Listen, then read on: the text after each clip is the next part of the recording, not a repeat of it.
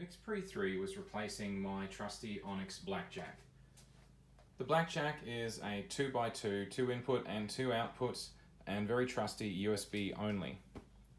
The MixPre3 on the other hand is a 3-in and 5 mixer, and it's completely standalone. Hence the Onyx needs the USB connection to a computer to work, whereas the MixPre3 can work that way, or it can work completely independent and record locally. The MixPre3 can be powered by an external battery pack via a USB-C cable. It can be powered by a battery pack with AA batteries. The N loops are the best for that option because of their discharge rate. It also comes with a Y cable, USB-C on one end, 2 USBs on that end, and it also comes with an optional AC power adapter for USB-C. The MixPre3 itself has 3 adjustment knobs on the front, channel 1, 2 and 3. It also has buttons on the front for play, stop and record. This is the information display, we'll turn on in a minute. You can also push each of these channel buttons to select their individual channels on the screen. On the top you'll notice this is actually a screw connection for you to actually connect into another device like a camcorder, camera, DSLR or so on. There's a matching one underneath. You can then mount it on top of a tripod, for example, or another device. On the side, we have channel 3 on this side here for the third input. We have HDMI, which also supports timecode in. We have the auxiliary microphone input as well in a 3.5mm stereo jack, and of course headphones out. This is doubles as a selector dial as well as a volume switch. You can push that in to do selections, or you can turn it. Along the back we have an Allen key as well as a small set screw, and that's for extending this when you're connecting into other devices. You can see the terminals for the back here for when you connect on the battery pack.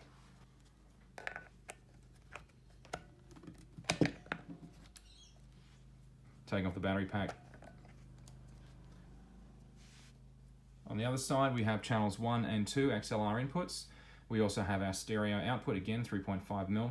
Have an on and off power switch. We have USB-C and a USB 2 connection as well for peripheral devices, which we'll show you. Almost all of the control functions of a MixPre3 are handled through this display. The display itself is relatively small. The screen on the MixPre3 is about 28mm high and 32mm wide. It is a capacitive touchscreen, and because it is rather small, the touch targets are rather small, it can be quite problematic. So it's not easy in a pinch, although the display itself is quite bright, so when you're outside it is very easy to see it. Up in the top here we have a battery indication. In this case it's powered by USB-C, so it's fully green and solid on the right hand side. It does give you an accurate indication though when your battery voltage is dropping. The 4 AA batteries, even the N loops, don't give you a sufficiently long amount of charge. I wouldn't recommend it. I'd recommend something more like the Anker Power Core to give you many hours of recording time off of the battery. If you got it plugged into a laptop, then it'll last for quite a while. On the front we have our level meters. We tap on that once to give us left and right, and each of the 3 channels we can see the red indicating that both channels 1 and 2 are armed and 3 is not.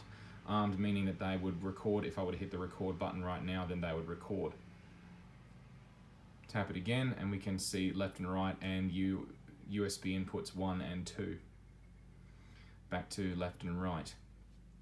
Tapping on these, hamburger icon, and you'll end up on the menu screen. Shows right now we've got preset 1 applied, and we have a main menu. We can tap on the menu to go to each of them to the next dot, and then back to the main again. So we only ever get 4 options per screen. So the first menu we got presets, project, input and output. We also have time code. If we're using a time code, which I won't show you because I don't have one, we can apply tone, we can change our record settings and our SD card settings, and then finally we can look at our system or our power. Just quickly on the power, for example, we can specify the kind of battery type we've got if it's an L mount, and we can use the dial on the side here to adjust nickel metal hydride, alkaline and so on. So we don't use the L mount. You can get another battery type I didn't show you that you can plug in standard camera lithium ion batteries. I don't have one of those. Under system we can now have a look at the mode we're in. So we've got a custom mode, custom setup, USB-C for audio, and USB audio as normal. So we can change our USB-C from audio to power only. In this case, we'll leave it on audio as well. USB audio, stereo out, or normal. We'll leave it on normal. We can put the system into file transfer mode. When we do that, it'll make the USB that's plugged into the back of the MixPre3 here, that SD memory card. So I'll just take that out briefly to illustrate. So that's our memory card. Memory card goes into the back and for recording purposes. Now if we put in file transfer mode right now, it'll now show up on the Mac Pro as a USB device. I can copy and delete files just like it was mounted on the actual computer.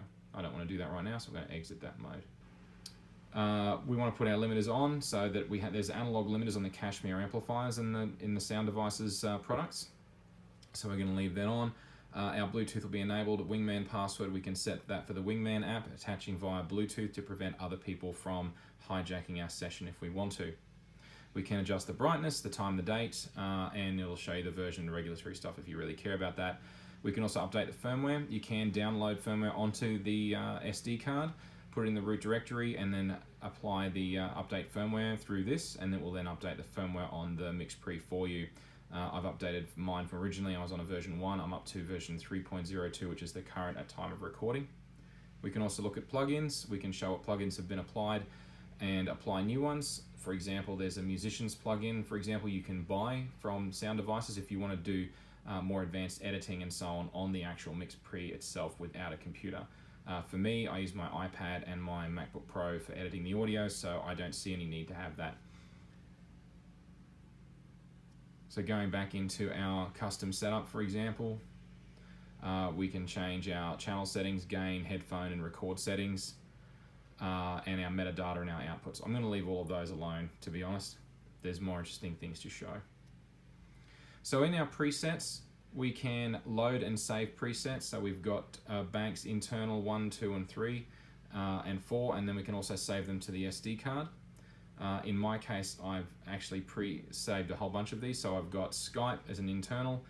I've got solo recording, Skype solo recording. That's to say that the MixPre3 is in standalone mode, and a 3-way local recording. That is to say 3 microphones, each on their own inputs. So for the purposes of this, if I want to load a preset, I can select Skype, internal 1, and then I can push the side button. It'll ask if I'm sure. Okay, yes I am. It'll load those settings now and I'm back to where I was.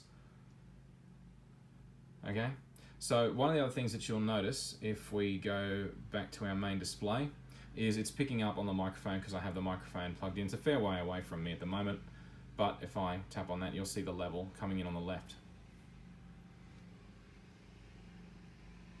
Now, if I want to select channel 1, push down on that, and it'll give me the settings for that channel.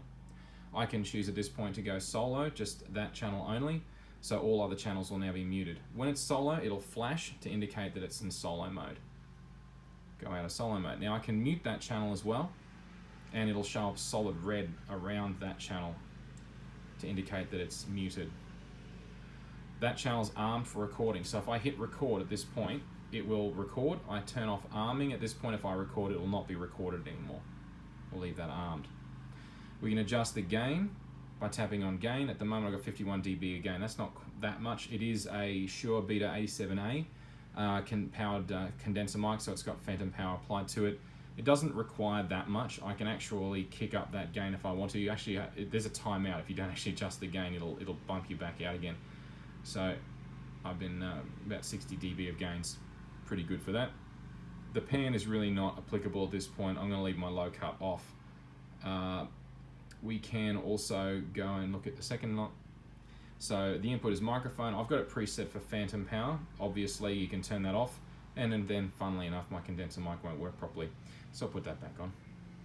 Normal phase, no delay, and there's no linking applied in this particular input. So I can go to channel 2 now, for example, which is currently armed for the Skype. So we can change, that input is coming from USB input number 1. So what I'm doing is I'm outputting that from my from audio hijack, and so any Skype that's going on via the computer will then show up on the USB on here, and then I can record that because that will be armed. There's no fan to power because it's via USB. Again, normal phase and everything. So it's armed, it's not muted. The gain on that will be adjusted at this point. I think I've got it set to 0. Again, pan's not really relevant, and same as before, I can mute that or I can solo that if I want to, and it'll display accordingly. Same settings on every channel. So this way I can see those inputs. So for example now, if on the MacBook Pro, if I want to bring up Skype, which I'll now do just quickly.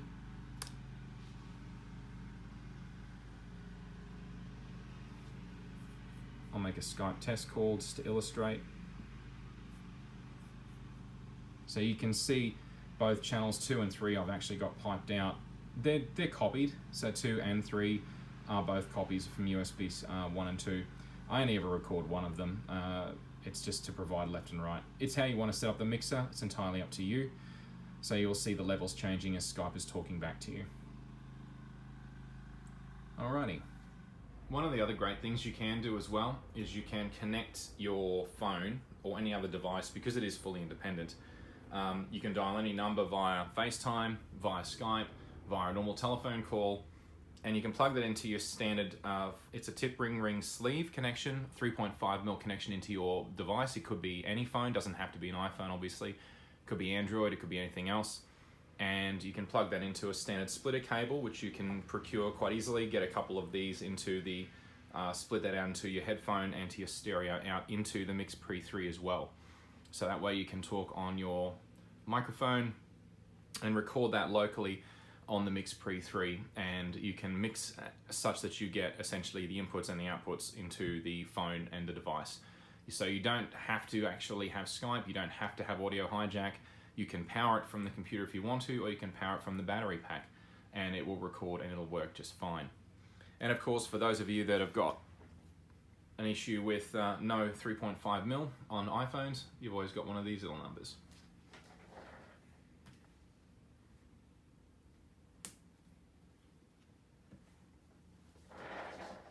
And that will work exactly the same way. Another one of the interesting features of the MixPre3 is you can plug in an external keyboard. And you may think, well, that's a bit strange, but what you can do is you can actually select different things through the arrow keys. You've got your gain up and down for your microphone. There's a collection of keys up here on the top, the QWE keys. So you select F1 to get into the menu system. From there, we can go left and right to go through all our different menu screens. And from there, we can select Q or W. Q will be presets, W will be project, for example. Escape will take us back. Escape will take us back to the main screen again. So for example, if we want to go to channel 1, we press the 1, and from there it's the same control. So we've got 6 in a cluster here. So Q, W, or E, so Q will be solo, W will be mute, and E will be arm or disarm. And of course, ASD for adjusting gain, and of course we can increase or decrease that with the arrow up and down keys. S is for pan, we can go to pan, and then of course we got low cut adjustments, we can go low cut at different frequencies and so on. So the keyboard's also useful for naming. You can use it for naming the file names if you want to, naming your presets, but ultimately the problem with it is that it's all about navigation. You have to select one key to get to a certain screen, and then it helps you get around the screen. There's very few actual shortcuts. If you want to do shortcuts that are single press of a button and it does what you want, then you're going to need a control surface. So after the revision 3 of the firmware was upgraded on the MixPre series of sound devices hardware, it was in November 2018, it enabled the ability to plug in external control surfaces like this one. This particular one is a Korg Nano Control 2, and it's one of the cheapest options, which, you know, suits my purposes just fine. It supports up to 8 channels. Of course, this particular device, you really only have control over 5, although realistically just the 3 first ones for the majority of what you're going to want to do. But the beauty of the control surface is that it allows you one button shortcuts to wherever you want to go. So let's say, for example, on channel 1, I want to mute channel 1. I just press mute on channel 1. There is a 0.5 second to 1 second ramp delay. So you'll push the button between half a second to a second later, it will ramp from whatever the gain level is down to 0 or down to off. And after you press the mute button again, it'll fade back in. And you can see correspondingly as I'm talking, if I go blah, blah, blah. So it takes about a second to come up. You can also, well, if we go to the actual channel screen, it'll be more obvious what's going on. So I can now arm the channel by pressing the R button, or I can unarm the channel. And of course, I can solo that channel as well. The other thing that's great about the control surface is it actually shows you the visual indication. You don't have to look at the MixPre3. You can see just the lighting on the backlighting of these colors. So it's very, very useful in that respect as well. The next thing we can do is, of course, we can control our gain. So the gain on this particular one here is in the top dial. So I've got that set up for that. Now you can actually change that if you want to. You can actually go into your settings for your control surface. When it's plugged in, control surface will appear. And then in there you can change, at the moment I've got Nano Control 2 set to gain pots. I can change that to pan or low cut. To be perfectly honest, I kind of like it where it is. Now in addition to that, you can also start a recording by pressing the record button, or you can stop from the control surface just as easily as if you could on the front panel. And of course, you can also playback. It'll play back by default the most recently recorded sound clip, but you can also stop that.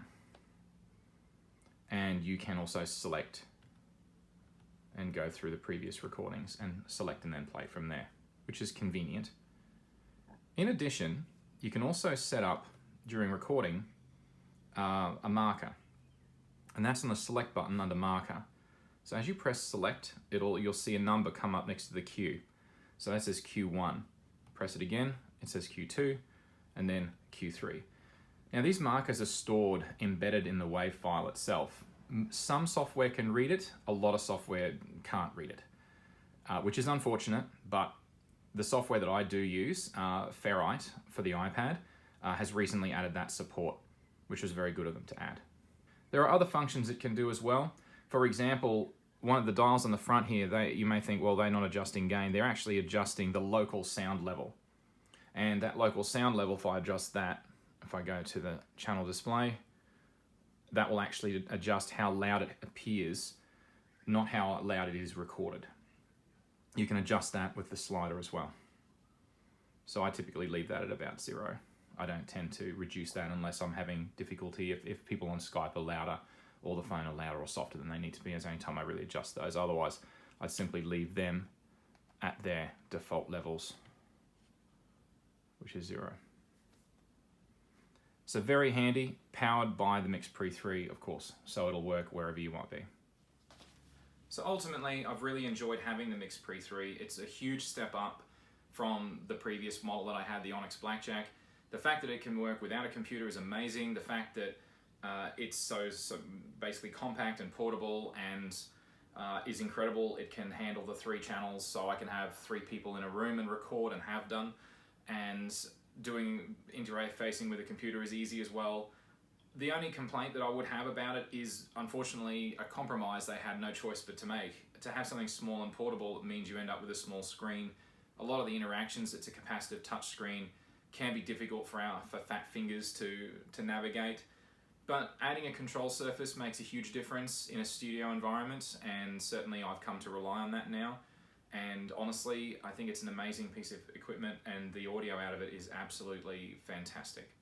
So thoroughly recommend it. It's not cheap though. This particular one on special was about 920 Australian dollars, and I think it retails in the US for about $560. So it's not the cheapest, certainly, but it is very, very capable.